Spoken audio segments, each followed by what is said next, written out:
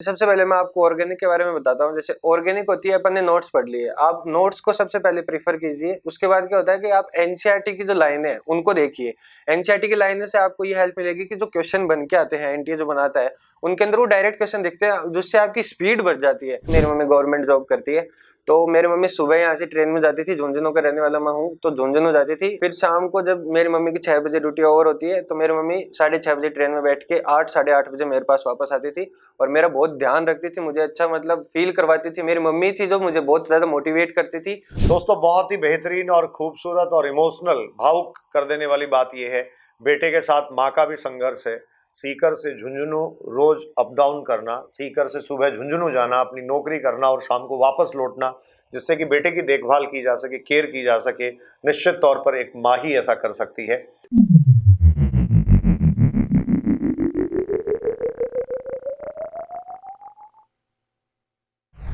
दोस्तों नमस्कार। साधारण परिवार की प्रतिभाएं जब आगे बढ़ने का सोचती हैं तो उनका खुद का जिद, जुनून और हौसला जरूर काम आता है, लेकिन माँ बाप की हिम्मत, अपने परिवार के लोगों का साहस कितना बड़ा होता है, इसका एक बहुत बेहतरीन उदाहरण मैं आपके सामने पेश कर रहा हूं।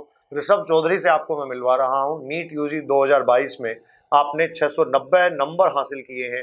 आउट ऑफ 726 मार्क्स के साथ ऋषभ ने देश भर में 393 रैंक हासिल की है। ऋषभ एक साधारण पृष्ठभूमि से आने वाला बच्चा है जो अपने सपनों को पूरा करने के लिए दिन रात मेहनत करता रहा और परिवार ने उतना ही सपोर्ट किया। ऋषभ से हम आज ये जानेंगे फिजिक्स, केमिस्ट्री, बॉटनी और जूलॉजी, ये जो सब्जेक्ट्स हैं, इनको पढ़ने के लिए क्या स्ट्रेटेजी होनी चाहिए।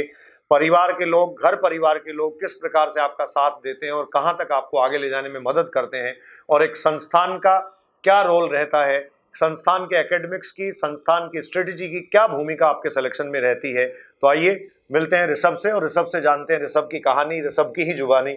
ऋषभ, आपने 690 मार्क्स नीट एग्जाम में हासिल किए हैं, कैसा आप महसूस कर रहे हैं, और ये मार्क्स पाने और इस सफलता के बाद आपको कैसा लग रहा है? सर वैसे अब तो काफ़ी अच्छा फील हो रहा है। जब तैयारी करते थे तब काफ़ी टेंशन हुआ करती थी, लेकिन जब नीट का पेपर देने गए उस वक्त मेरे मम्मी पापा मेरे साथ गए थे, तो वहाँ काफ़ी ज़्यादा कूल और माइंड फ्रेश हो गया था। तो वहाँ पेपर देने में ज़्यादा ऐसे डर नहीं लगा, और कोचिंग का जो मतलब मटेरियल था उससे पढ़ के तो हमें वो बहुत ज़्यादा कॉन्फिडेंस आया ही आया। और पेपर दिया तब ऐसे फील हो गया था कि हाँ, जो कोचिंग है उसके ऊपर अपन पूरा रिलाई कर सकते हैं, और जो अपने नोट्स हैं वो तो अपने मतलब जो ब्रह्मास्त्र अपन कहते हैं उनको, वो बन ही जाते हैं जब अपन पेपर देने जाते हैं। और जितने भी अपने टेस्ट हुआ करते हैं यहाँ पे, उनको मैंने सारे पेपर दिए थे, मैंने एक भी पेपर नहीं छोड़ा था। तो उन पेपर से क्या होता है कि क्वेश्चन लगभग आ जाते हैं वहाँ पे, अपन उन पेपर्स को भी देख के चल जाते हैं, और जो अपन टीचर्स पढ़ाते हैं वो भी करते हैं, तो अपना जो नीट का पेपर है वो एकदम अच्छे से क्लियर हो जाता है। जैसे मैंने पेपर दे रहा था, मैं पेपर देते वक्त मुझे ऐसा लग रहा था कि ये क्वेश्चन तो मैंने अभी अभी दिया था। पेपर, नीट के पेपर से पहले अपने डीटीएस होते हैं गुरु कृपा में, तो उनसे क्या काफी मदद मिल जाती है। उनका एक भी पेपर अपन मिस नहीं करेंगे तो अपने को काफी हेल्प मिलेगी। वहाँ मेरा कोई दोस्त था, वो एक दो पेपर मिस करके चला जाता था, तो उससे क्या होता था कि उसके जो मार्क्स थे वो कम आ गए मेरे से, वो लगभग मेरे बराबर ही चला करता था। तो ऋषभ का कहना है कि कंटिन्यूटी मैटर करती है। ऋषभ ने लगातार बहुत सारे टेस्ट पेपर इंस्टीट्यूट के दिए, संस्थान के दिए। इन टेस्ट पेपर से एग्जाम हॉल में जब आप पेपर कर रहे थे तो आपको ऐसा लग रहा था जैसे एग्जाम हॉल में भी आप इंस्टीट्यूट की टेस्ट सीरीज सॉल्व कर रहे हो। यस, ये तभी आ पाता है जब प्रैक्टिस बहुत परफेक्ट आपकी हो। तो अच्छा ऋषभ, ये फिजिक्स पढ़ने का तरीका क्या होना चाहिए? कैसे बच्चे फिजिक्स पढ़ें, कैसे केमिस्ट्री पढ़ें, और बायोलॉजी की एनसीईआरटी को लेकर स्पेशली बच्चों को कुछ टिप्स आप देना चाहेंगे? नीट 2023 की तैयारी करने वाले बच्चे आपको सुनना चाह रहे हैं, वो जानना चाह रहे हैं कि ये सब कैसे किया जा सकता है। जैसे सर मैं फिजिक्स का बताऊं आपको कि फिजिक्स में जैसे अपने टीचर्स नोट लिखवाते हैं अपने को, तो उसके बीच में जो न्यूमेरिकल्स होते हैं अपने, तो आप अगर उनको अगर सोल्व करके जा रहे हो माइनर में और या फिर आरटीएस में, तो आपके क्या होता है कि काफी कॉन्फिडेंस आता है, क्योंकि अपन ने पहले कंसेप्ट पढ़ा और फिर अपन क्वेश्चन सोल्व कर लेते हैं वो, तो उनसे अपने को लगता है कि ये कंसेप्ट अपने को आ गया और इसका न्यूमेरिकल अपन सोल्व कर देंगे। हाँ। तो उससे अपना कॉन्फिडेंस बिल्डअप हो जाता है। तो कॉन्फिडेंस बिल्ड होने से क्या होता है कि अपन क्वेश्चन अच्छे से सोल्व कर देते हैं। अपने को जो कैलकुलेशन मिस्टेक, जो माइनर मिस्टेक अपन करते हैं क्वेश्चन सोल्व करते वक्त, वो अपनी बिल्कुल भी नहीं होती है, और उससे अपने को काफी जो बूस्ट होता है अपने नंबर्स में, वो फील होता है।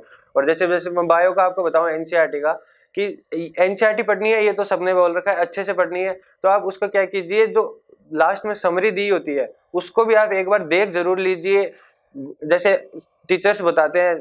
और कुछ टॉपिक ऐसे होते हैं जैसे फिजियोलॉजी होती है, उसके अंदर क्या होता है कि एनसीईआरटी तो इम्पोर्टेंट है ही है, और अपने जो टीचर्स अपने को नोट्स लिखाते हैं उनके अंदर काफी नॉलेज मिलता है। और आगे जाके जैसे अपन ने नीट क्लियर की तो उसके अंदर क्या होता है कि फिजियोलॉजी का काफी टॉपिक ही अपने को आगे पढ़ना होता है। नीट ऋषभ का कहना ये है, मैं आपकी बात को आगे बढ़ाऊं, ऋषभ का कहना है कि कुछ टॉपिक्स जो बायोलॉजी के हैं वो इन्फॉर्मेटिव हैं, कुछ कंसेप्चुअल हैं।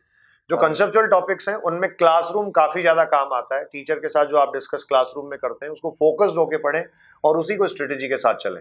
अच्छा, ये केमिस्ट्री जो है, ऑर्गेनिक, इनऑर्गेनिक और फिजिकल केमिस्ट्री, इनके बारे में आप कैसे मतलब तैयारी करते थे? इनके बारे में क्या आप बताना चाहेंगे?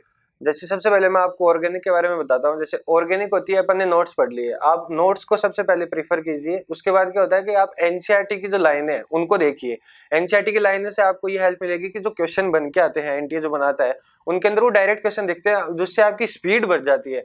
तो आपने जैसे एक रिएक्शन देखी ऑर्गेनिक या एनसीईआरटी के अंदर, तो उससे क्या होगा कि जो रिएक्शन आपने फिर से पेपर में देख ली तो आप उसका आंसर आपको याद हो जाएगा। जैसे आपने एनसीईआरटी में पढ़ा था तो आप उसको डायरेक्ट टिक कर देंगे, और जिस क्वेश्चन में आपको 2 मिनट लगती उसमें आपको कम टाइम लगेगा और आपका टाइम मैनेजमेंट ठीक हो जाएगा।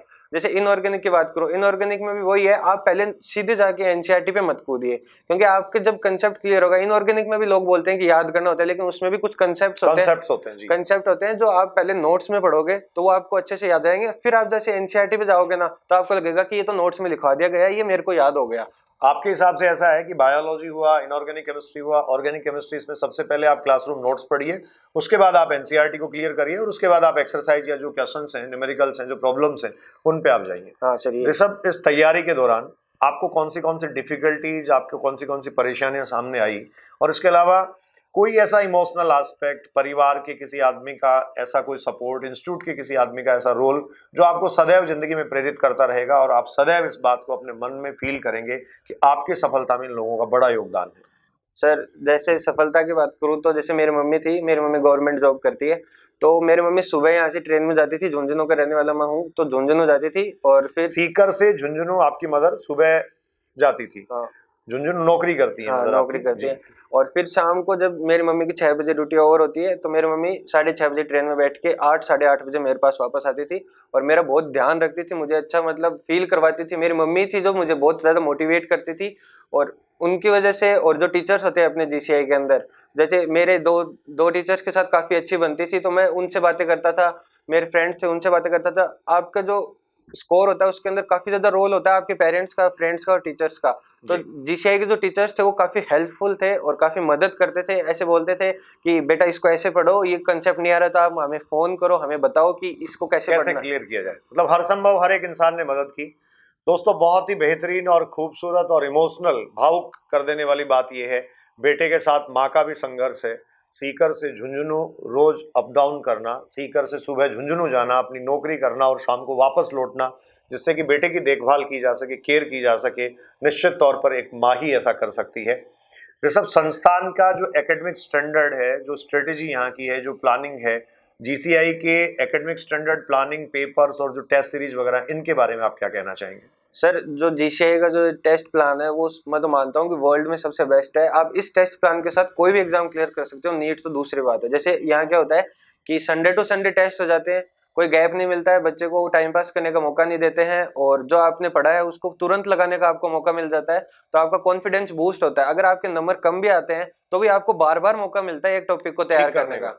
तो वो उससे क्या होता है कि आपका जो टॉपिक है वो एक बार वीक हो जाता है, लेकिन दूसरी बार आप उसको थोड़ा और स्ट्रॉन्ग कर लेते हो, तीसरी बार और स्ट्रॉन्ग कर लेते हो, जिससे आपको काफी मदद मिल जाती है एक कंसेप्ट को बार बार पढ़ने की, जिससे आपका जो नीट का स्कोर है वो काफी अच्छा हो जाता है और आपका जो कॉन्फिडेंस का बूस्ट होता है वो बहुत अच्छा होता है और आप पेपर अच्छे मूड से दे के आते हो। तो ऋषभ ने हमें बताई, बहुत महत्वपूर्ण जानकारियां दी कि कैसे अपने रैंक को, स्कोर को बूस्ट किया जाता है, कैसे आत्मविश्वास बनाए रखा जाता है और कैसे सहज और सरल होके पूरे साल तैयारी की जाती है। दोस्तों, जैसे ऋषभ ने सफलता पाई, आप भी कर सकते हैं, आप भी अचीव कर सकते हैं। एक पूरी स्ट्रेटेजी के साथ, प्रॉपर प्लानिंग के साथ जाइए, कूल और कंफर्ट जोन में रहते हुए अपने लक्ष्य को, अपने सपनों को, मंजिल को उड़ान दीजिए। अपनी जो सोच है उस सोच को विस्तार दीजिए, नए आयाम दीजिए। ऋषभ को इस सफलता पर ढेरों बधाइयां। ऑल इंडिया रैंक में एक बार फिर आपको बता दूं, ऋषभ की है 393 आउट ऑफ 720। ऋषभ ने स्कोर किया है 690 मार्क्स, और ये जो है वो ऋषभ ने लगातार प्रयास करते हुए कड़ी मेहनत के साथ हासिल किया है। ऋषभ, आपको एक बार फिर गुरु कृपा परिवार का नाम रोशन करने के लिए, अपने परिवार और खुद के सपनों को पूरा करने के लिए बहुत बहुत बधाइयां। आपको आगे स्वर्णिम भविष्य के लिए भी शुभकामनाएं। हम उम्मीद करते हैं कि आप बहुत समृद्ध, उन्नत होकर सदैव अपने घर परिवार और संस्थान का नाम रोशन करते रहेंगे। Thank you sir.